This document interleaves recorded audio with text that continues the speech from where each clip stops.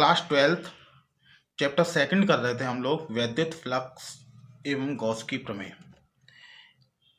इसके second part का video आज मैं लेके आया हूँ। ठीक है, तो इसमें बहुत इम्पोर्टेंट चीज़ें हम पढ़ेंगे अगले 1-2 वीडियोज में। एक वीडियो ये और 2 वीडियोज और बनाऊंगा, तो टोटल 4 वीडियोज हो जाएंगे गॉस थ्योरम के। और अब जो वीडियोज बनेंगे, तीनों वीडियोज, उनमें गॉस के नियम के अनुप्रयोग ही करेंगे हम। टोटल 8 हेडिंग हैं इसमें, और उन 8 में से कोई ना कोई एक एग्जाम में आ ही जाता है। ठीक है, तो अच्छे से करते हैं। तो गॉस के नियम के अनुप्रयोग, गॉस के नियम के अनुप्रयोग कैसे कैसे करते हैं कि जैसे अगर हम एक तार ले लेते हैं, एक कोई आवेशित तार है। बहुत सारी चीज़ों में हम गॉस के नियम का उपयोग करते हैं। तार में कर सकते हैं, एक पतली मेटल की कोई चादर ले लेते हैं, शीट ले लेते हैं। ठीक है, उसके अलावा कोई खोखला गोला या ठोस गोला, स्फेरिकल शेप, फुटबॉल टाइप की, तो इन सब में हम गॉस के नियम का अनुप्रयोग करेंगे। ठीक है, तो पहला जो हम देख रहे हैं वो है किसी तार के निकट अगर हमें विद्युत क्षेत्र की तीव्रता ज्ञात करनी है तो हम गॉस थ्योरम कैसे लगाते हैं। ठीक है, तो इसमें सबसे पहले यहाँ पे एक डायग्राम देख रहे हैं आप। ये जो आपको दिख रहा है, ये पोर्शन, ये एक वायर है जहाँ पे मेरा पेन चल रहा है। ठीक है, अब इस वायर के पास एक कोई पॉइंट है P। इस पॉइंट पे हमें विद्युत क्षेत्र की तीव्रता निकालनी है। ठीक है, तो हमने क्या कहा था कि एक हम क्लोज सरफेस लेते हैं, कुछ भी ले सकते हैं अपनी सहूलियत के अनुसार। तो तार को अगर बहुत गौर से देखा जाए तो वो सिलेंड्रिकल होता है, बेलनाकार। तो हमने इसके चारों ओर एक पृष्ठ मान लिया है, इस पृष्ठ को बेलनाकार माना है हमने। ठीक है, अब बेलन के 2 सरफेस होते हैं, या तो एक इधर की तरफ या एक ऊपर की तरफ, और वैसा ही कुछ नीचे की तरफ होता है जो ऊपर की तरफ होता है। तो हमें सिर्फ एक ही कंसीडर करना है, एक ही निकालना है। ठीक है, तो पहले मैं आपको ये समझा दूं। यहाँ पे हमने वैद्युत फ्लक्स में पढ़ा था कि अगर एंगल E और A के बीच में जो एंगल है वो अगर 90 डिग्री है, क्या है, 90 डिग्री है, तो हमारा जो फॉर्मूला होता था फाई इक्वल टू, वो क्या होता था, EA cos थीटा। तो EA cos 90 हो जाएगा। cos 90 की वैल्यू 0 होती है, तो इसकी वजह से जो फ्लक्स होगा वो 0 होगा। और सेम अगर नीचे की तरफ से देखेंगे तो उसकी वजह से भी जो फ्लक्स होगा वो भी 0 होगा। ठीक है, तो हमें कंसीडर सिर्फ और सिर्फ यही करना है और इसी को निकालना है। ठीक है, तो हमने क्या किया है, हमने एक Q आवेश और L लंबाई का एक, मतलब ये जो सिलेंड्रिकल लंबाई है इतने में ही हम काउंट कर रहे हैं, इसलिए हमने उसको तार की लंबाई को भी L ही कर लिया है। तो lambda equal to Q upon L हो जाएगा। Lambda equal to Q upon L। ठीक है, तार की लंबाई अनंत है, इसलिए हमने उतनी ही लंबाई ली है जितनी गॉसियन पृष्ठ की है तार में। ठीक है, तो कंफ्यूज मत होना कि तार की लंबाई सर यहाँ पे अनंत बोली और यहाँ पे L लंबाई ले ली है, ऐसा नहीं है। ये हमने गॉसियन पृष्ठ के अकॉर्डिंग ली है, जो ये पृष्ठ है। ठीक है, तो यहाँ पे लिख भी दिया है L गॉसियन पृष्ठ की लंबाई है, और R तार की अक्ष से बिंदु P की दूरी, मतलब ये तार जहाँ पे है इससे P पॉइंट तक की डिस्टेंस जो है वो स्मॉल r है।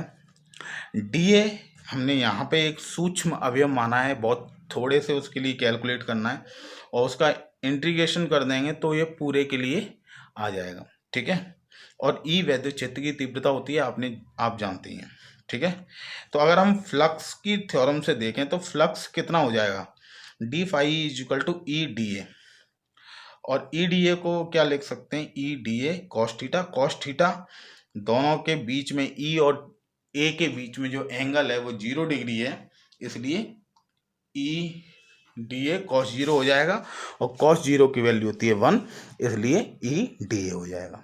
ठीक है। अब गॉसियन पृष्ठ से जितना विद्युत फ्लक्स गुजर रहा है वो क्या हो जाएगा, इसका इंटीग्रेशन कर लेंगे। इंटीग्रेशन में क्या होगा, इंटीग्रेशन में होगा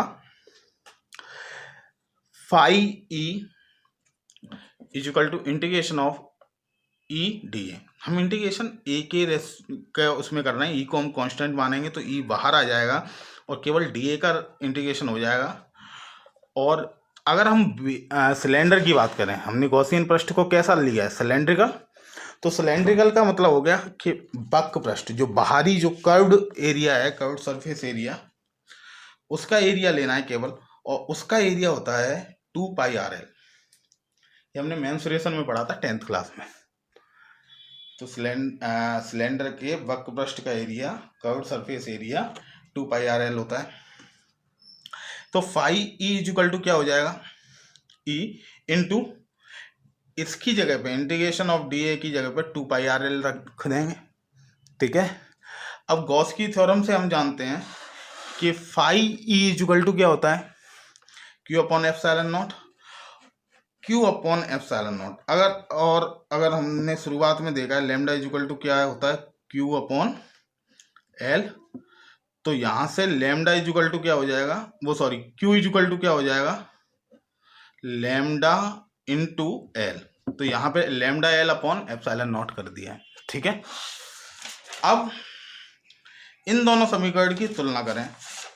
इसको हमने समीकरण फर्स्ट माना है, इसको सेकंड माना है, दोनों तरफ फाई कॉमन है, दोनों तरफ फाई है, तो हम इस वाले पोर्शन को इसके बराबर कर सकते हैं। ठीक है। तो कर दिया, E into 2 pi R L into lambda L upon epsilon not, L से एल गया। ठीक है। ये 2 पाई आर को हम अपॉन में ले आए, तो हुआ क्या, E is equal to lambda upon 2 pi epsilon naught R. अब हमारे पास, हमने इसको अलग कर दिया, 1 upon 2 pi epsilon naught lambda upon R. हमारे पास जो टर्म होता है वो होता है 1 upon 4 pi epsilon not. 2 pi epsilon not नहीं होता है, कांस्टेंट है जिसकी वैल्यू 9 इंटू 10⁹ होती है, newton metre square upon coulomb square. ठीक है। तो उस इसकी वैल्यू हम जानते हैं, पर 2 पाई की वैल्यू नहीं जानते, इसलिए हमने 2 का अपॉन में मल्टीप्लाई किया और ऊपर मल्टीप्लाई किया, बैलेंस हो गया। तो ये हमारा ई निकल के आ गया। अगर हम इसको वेक्टर रूप में लिखना चाहें तो इस तरीके से लिख देंगे, केवल आर कैप लगाना है। ठीक है। जो कि एकांक वेक्टर है। अब क्या करना है, जो अगला टॉपिक है वो है अनंत विस्तार की समतल आवेशित अचालक चादर। मतलब इस चादर में आवेश तो है लेकिन ये चादर अचालक है। ठीक है। इसके निकट अगर विद्युत क्षेत्र की तीव्रता निकालनी है, तो हमने बताया था कि अगर सरफेस है तो उसमें पृष्ठीय आवेश घनत्व होगा, जिसमें लंबाई है, चौड़ाई है, ऊंचाई नहीं है। तो पृष्ठीय आवेश घनत्व क्या होता है, सिग्मा होता है। Sigma is equal to Q upon A होता है, और क्यू इज इक्वल टू यहाँ से लिख सकते हैं सिग्मा इंटू ए, इसकी जरूरत होगी। ठीक है। अब हमने इस चादर के आगे और पीछे की तरफ, ये चादर इस तरीके से है और एक पॉइंट पी इधर लिया है, एक पॉइंट पी डैश इधर लिया है, और इन दोनों को किससे, एक सिलेंडर की शेप से गॉसियन पृष्ठ एक हमने सिलेंड्रिकल लिया है, ताकि हम इस पी पॉइंट पे भी निकाल सकें और इस पी डैश पॉइंट पे भी। ठीक है। तो ऑब्वियस है कि इन दोनों की वजह से, ये दोनों ही अगर इस पॉइंट से आर डिस्टेंस पे हैं, तो दोनों की वजह से जो फ्लक्स होगा वो सेम होगा। भले ही डायरेक्शन अलग अलग है, पर डायरेक्शन भी यहाँ पे मैटर नहीं करेगी, क्योंकि यहाँ पे भी प्लस चार्ज है, यहाँ पे भी प्लस चार्ज है, इसलिए इसकी डायरेक्शन इधर है, और यहाँ पे भी प्लस है, इधर भी प्लस है, इसलिए इधर है। माइनस तब करते हैं जब एक पे कोई अगर माइनस चार्ज होता, इसलिए यहाँ पे हमें दोनों को प्लस करना होगा। Phi is equal to integration of EDA plus integration of EDA। ठीक है, अब क्या करना है, अब ये दोनों प्लस हो जाएंगे तो फाई इज इक्वल टू क्या हो जाएगा 2EDA। ठीक है, वेक्टर को हमने सिंपली नॉर्मल फॉर्मूला लिख लिया है, क्योंकि E और A दोनों के बीच में जो एंगल है 0 है, तो वो वैल्यू जो होगी वो 0 होगी। कॉस 0 की वैल्यू 1 होती है, इसलिए हमने इसको डायरेक्ट लिख दिया है। ठीक है, तो अब इसमें 2E कांस्टेंट की तरह ट्रीट होगा, बाहर आएगा इंटीग्रेशन ऑफ DA का इंटीग्रेशन होता है A, तो ये 2EA हो जाएगा फाई। लेकिन गॉस की थ्योरम से हम जानते हैं phi is equal to Q upon epsilon naught होता है। ठीक है, और Q इज इक्वल टू हम सिग्मा इंटू A लिख सकते हैं समीकरण फर्स्ट से, जो मैंने अभी बताया कि पृष्ठ आवेश घनत्व।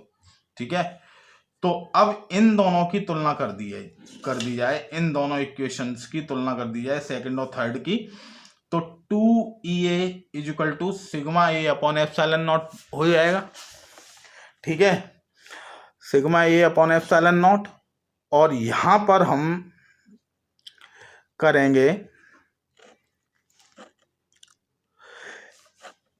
A से A कैंसिल कर देंगे, तो E इक्वल टू क्या हो जाएगा सिग्मा अपॉन 2 एप्सिलॉन नॉट। इसमें R नहीं है इस वैल्यू में, इसलिए चादर के निकट जितने भी बिंदु होंगे उसमें वैद्युत क्षेत्र की तीव्रता हमेशा समान होगी। अगली हेडिंग है आवेशित चालक के ठीक बाहर वैद्युत क्षेत्र की तीव्रता। ठीक है, तो इसमें क्या है कि जो हमने अभी एक अचालक चादर के बाहर पढ़ा था, वैसे ही एक चालक है, पहले वो बिल्कुल पतला था, उसकी कोई मोटाई नहीं थी, इसकी पर्टिकुलर मोटाई है। ठीक है, जिसके एक पार्ट को हमने 1 लिया है और एक पार्ट को हमने 2 लिया है। तो इस वाले साइड की तरफ से भी इस P पॉइंट पे हमें इंटेंसिटी ऑफ इलेक्ट्रिक फील्ड निकालनी है, तो उसकी डायरेक्शन हमने E1 मान ली है, और इस 2 साइड की वजह से भी intensity of electric field point P पे निकालनी है, तो ये हमने E2 मान ली है। ठीक है, तो होगा क्या, E1 और E2 दोनों ही एक होंगे सिग्मा अपॉन 2 एप्सिलॉन नॉट और सिग्मा अपॉन 2 एप्सिलॉन नॉट। क्यों? क्योंकि मैंने अभी अभी बताया आपको कि जो E होता है, अगर ये हम किसी चादर पे निकाल रहे हैं तो उसमें ये R पे डिपेंड नहीं करता, तो R पे डिपेंड नहीं करता है, तो भले ही डिस्टेंस चाहे कितनी भी हो, 1 से नापें या 2 से नापें, E1 और E2 सेम ही रहने हैं। ठीक है, लेकिन इनकी परिणामी तीव्रता हो जाएगी वो प्लस हो जाएगी, तो E इक्वल टू क्या हो जाएगा E1 प्लस E2, और दोनों को प्लस करेंगे तो ये 2 सिग्मा अपॉन 2 एप्सिलॉन नॉट हो जाएगा, क्योंकि 2 एप्सिलॉन नॉट तो कॉमन है, और सिग्मा प्लस सिग्मा 2 सिग्मा हो जाएगा, तो 2 से 2 कट गया, तो ये हो गया सिग्मा अपॉन एप्सिलॉन नॉट। तो इसका मतलब हो गया कि समतल चालक के कारण वैद्युत क्षेत्र की जो तीव्रता निकल के आएगी वो निकल के आएगी E equal to sigma upon epsilon naught. ठीक है, तो ये भी दूरी पर निर्भर नहीं करती है। तो ये था आज का वीडियो। अब हम बाद में मिलेंगे 2 और वीडियो के साथ इस चैप्टर में।